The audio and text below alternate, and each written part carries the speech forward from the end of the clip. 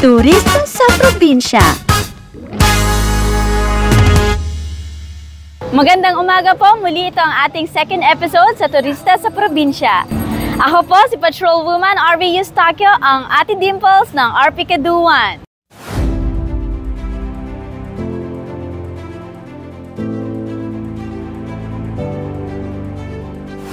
Ang Minor Basilica ng Our Lady of the Rosary of Manaoag ay isa sa pinakasikat na simbahan sa Pilipinas. Ito ang pinakasikat na lugar ng pilgrimage sa Luzon at isa ring tanyag na destinasyong puntahan ng mga relihiyosong deboto. Matatagpuan ito sa ibabaw ng Burol sa probinsya ng Pangasinan sa bayan ng Manaoag at nag-aalok ito ng mga nakamamanghang tanawin.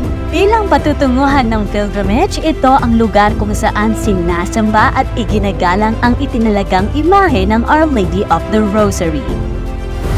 Galing po kami sa Baliwag, Bulacan. So, nagpunta po kasi kami sa Magalang, Pampanga dahil po graduation po ngayon sa training po ng kapatid ko na pulis po.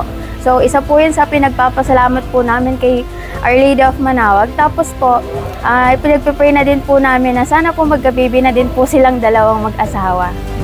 Ang simbahan ng Manaoag ay kilala sa espiritual na kahalagaan nito at kilala sa mga himala na iniuugnay sa Our Lady of Manaoag. Ito rin ay patron ng mga may sakit, ayuda ng mga nangangailangan at kilala sa paglalaan ng proteksyon sa mga pananim. Maraming milagro at paggaling ang iniuugnay sa mahalong Birhen ng Manaoag at hindi mabilang ang mga debotong bumibisita rito.